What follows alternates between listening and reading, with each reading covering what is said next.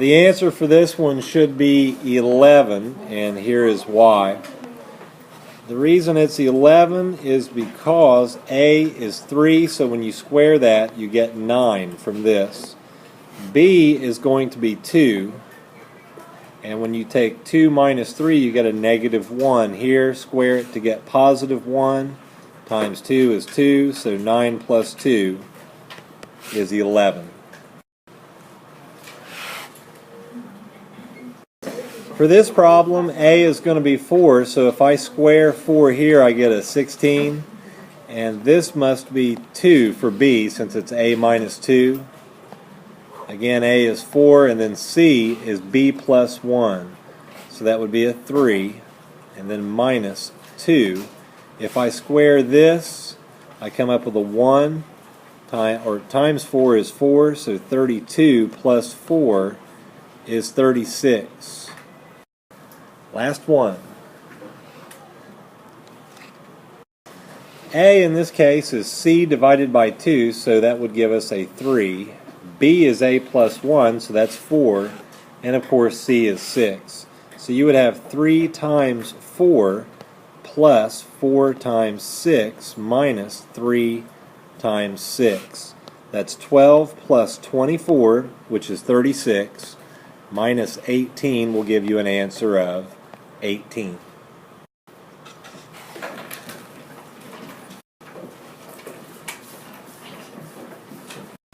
The winning number today is 1. Here are all of the A and A plus tests from yesterday. Johnson and Ruark, Kleiber and Bruton, Jacob Carver and Armstrong, and Garrett and Boyd. Alright, here is the test review. On problem number 1, Joe picked 4 less than twice as many as Harry. Harry would have to be the X value, so if Joe picked 4 less, there's the 4 less. And then here's the twice as many as Harry. So 2x minus 4. And of course Harry would have to be X. On number 3, we're talking about John, so John picked 3 more than twice as many as Joe. There's 3 more. This is twice as many, and here's Joe, which is the 2x minus 4. 2 times 2x is 4x, and then 2 times minus 8 is, or minus 4 is minus 8. And then the plus 3 tags along. You do not multiply the 3 by 2. Negative 8 plus 3 is negative 5, so it should be 4x minus 5. Sally picked 8 more than twice as many as Joe. Here's 8 more. This is twice as many. Here's Joe. 2 times 2x is 4x. 2 times minus 4 is minus 8. This plus 8 just tags along, and it cancels out with the minus 8. So you're left with just 4x for Sally.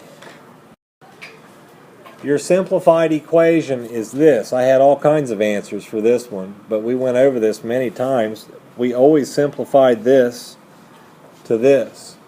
You have 2, 3, 7, 11 x's, and minus 4 minus 5 is minus 9.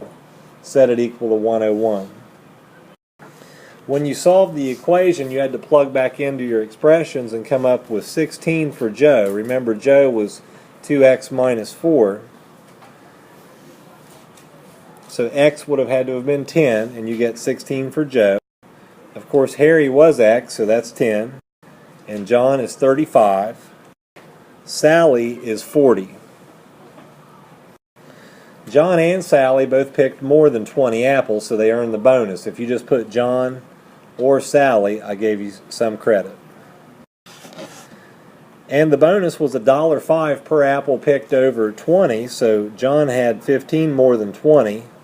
He had $15.75 for a bonus, and Sally had 20 more than 40 times $1.25 is $21. The question said this: What is the sum of the bonus earned by the two people in question 10? You do not write both answers down. You write the sum of these two answers, which is $36.75. You must read the question and answer what it's asking. Alright, in problem B you had 5 cars, and for car 1 it drove 20 less than half as many miles as car 2. So car 2 was the X, 20 less and half as many as car 2, which is X. Of course car 2 is X. And car 3 drove 30 less than twice as many miles as car 1. There's 30 less. There's twice as many, and that's car 1. 2 times half X. 2 times a half is 1. So it's 1X. And 2 times minus 20 is minus 40. This just stays along and simplifies to get minus 70. On 15, we had car 4, and car 4 drove 8 more miles than car 3. There's car 3 here. We just found it. 8 more miles. Negative 70 plus 8 is negative 62. So X minus 62. And car 5 drove 50 less miles than car 4. Here's car 4. We just found it. There's 50 less. Negative 62 minus 50 is negative 112. So X minus 112. If you solve your equation for X and then plug it back into your expressions, car 1 is 80. 2 is 200, and that was the X. 3 is 130. 4 is 138. And 5 is 88. For question 22, did anybody go over 150 miles? And the answer is yes, it is car 2. They went 200 miles. And their bonus was $2.67 for each mile that goes over 150. So multiply that by that to get 133.50. Now, in question 24, is there a fine, or if there is a fine for any car that fails to make it to 100 miles, then what cars will be fined? These two were below 100, so it's car 1 and car 5. And if it's $5 for each mile that they went under 100, that they missed making it to 100, then this one was off by 20, so multiply by 5 to get this. And this one was off by 12. 12 times 5 is 60. Again, the question is telling you to find the sum of the two bonuses. And I still get 2 answers written down in the blank. And most of the time I counted them wrong unless they were the right answers. And what I mean by that is if you had both right answers written down, I'd give it to you, but you're supposed to put the sum. If you put the wrong sum, then it was off. Alright, the extra credit was negative 13. And 14, 2, 2, and negative 3. If you have a score less than 700, then you can come to intervention. A lot of you will be there today anyway because it's Tuesday, but you can come tomorrow as well. I'm not the traffic scout. I am not going to hunt you down from the gym, from music appreciation, from wherever else you end up. If you choose to come in here to get help, I guarantee you eventually you will get your 700C. If you don't come in, I can't help you. Example 1, and there is an objective to this. Unfortunately, I did not screenshot it and put it onto the iPad. But you're going to graph, and you're going to graph this equation, y equals x plus 3. And to do that, you have to understand the slope and the y-intercept. This number to the left of x is the slope. And this number with the sign in front of it at the end is the y-intercept. That's where it crosses the y-axis. The y-axis runs straight up and down. What is the number to the left of x? To the left. It's 1. And when you have slope, slope is expressed always as a fraction. Rise over run. Now if I just have one number, and in this case it's a 1, I would put the 1 over what to create a fraction? 1, yeah. Anytime you have a single number slope, you put it over 1. If your slope is positive, then you're going to go up. If your slope is negative, then you're going to go down. But whatever the case is, on the bottom number, you always go to the right. Never go to the left. So here is an example. Look at the back number over here. Positive 3. Find 3 on the y-axis, which runs straight up and down. Here is 3, and I'll zoom in on it. There's 3, and you make a dot for the y-intercept. Now what was the slope again? The slope is 1. Remember, the slope is 1, and from down here, we put it over 1. This is the rise. This is the run. You can also think of that as up or down on the top, and the bottom is always going to be to the right. So we had just the slope of 1, so we put 1 over 1, because anytime you have a single number slope, you put it over 1. So we'll go back to here, find your y-intercept you just made, and what you have to do now is go up 1 over 1, because the slope was 1, and then make a dot where you end up.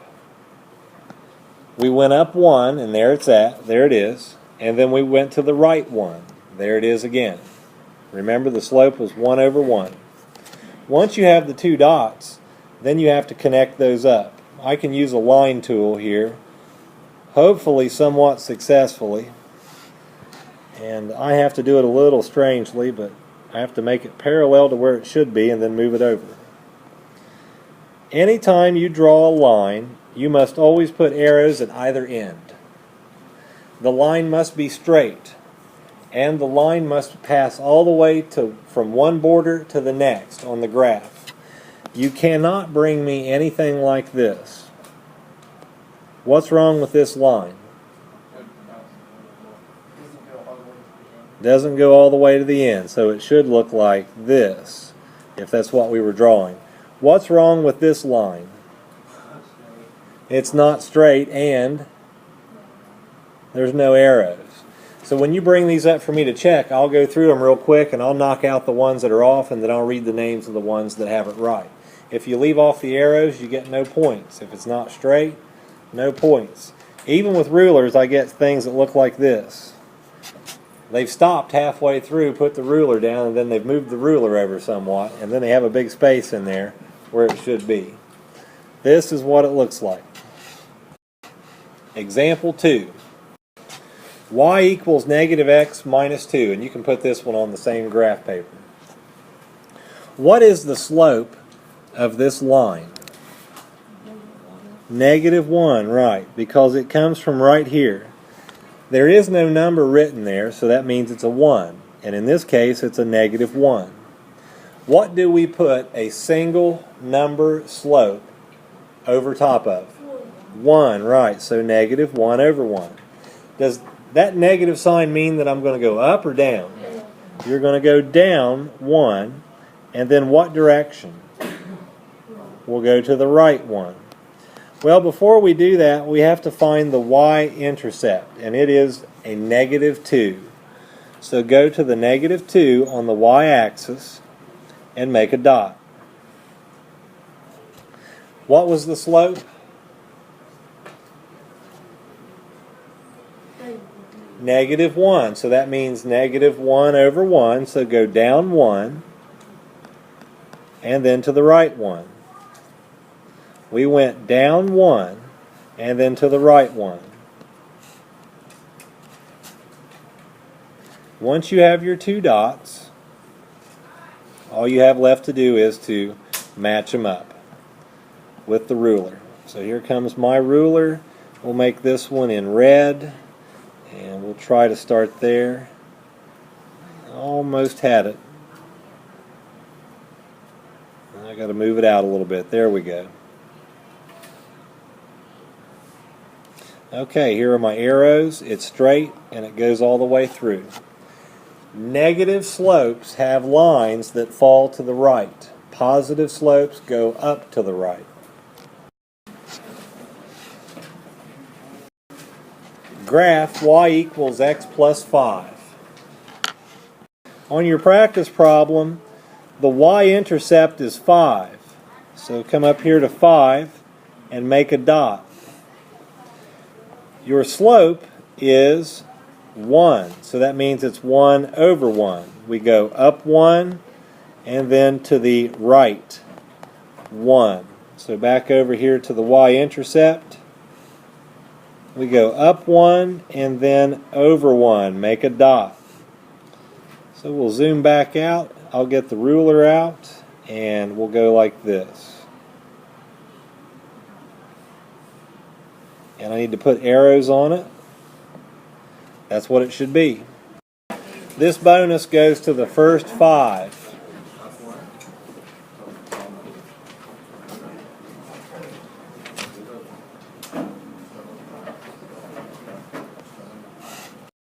Answer to this bonus is 7.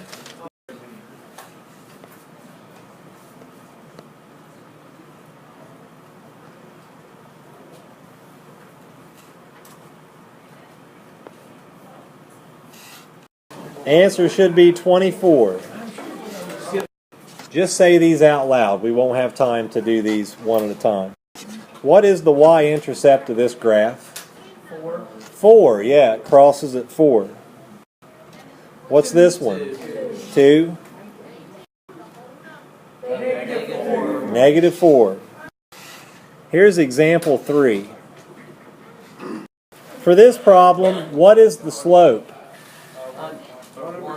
1 over 2 is the slope. What's the y-intercept? Negative 2. So we'll go to negative 2 and make a dot. And then for the slope of 1 over 2, that means I go up 2 and then to the right, or not up 2, but up 1 and to the right 2. Remember, you're doing this from the y-intercept. A common mistake is to start everything from the origin, 0, 0. You're starting from the y-intercept. So if you go up 1 and then to the right 2, making a dot, that's what you have, and then the line goes through, arrows on both ends, and the line touches both sides of the graph. Example 4. Graph a negative 4/3 x plus 1. What is the slope? Slope is not 4/3. Negative 4/3. Yes, there is a difference. And the y-intercept is what? 1. So go to 1 and make a dot. There's our y-intercept of 1. Now the slope, as we said before, was negative 4/3. So if it's negative 4/3, that means I need to go down from there 4 and then to the right 3. So we have gone down 4 and then to the right 3. Now we'll zoom back out and actually graph the line.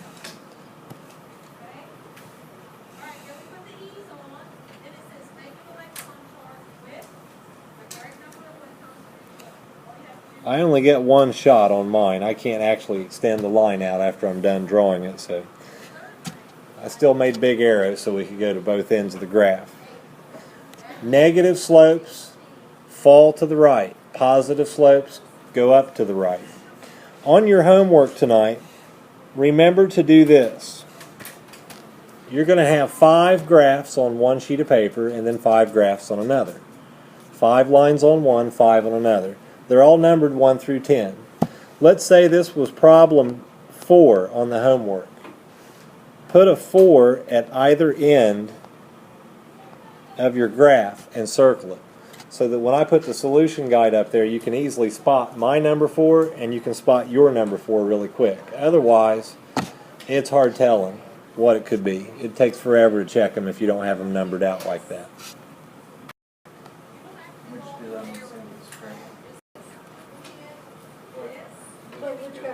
On this problem, your y-intercept is a -2. Your slope is 3 over 2, so you go up 3 and then over 2. So your dot should be there. And for the line, almost had it right, so I just have to move it over. There we go. We'll go like this and like this. These following students, please report to Miss Collier's room.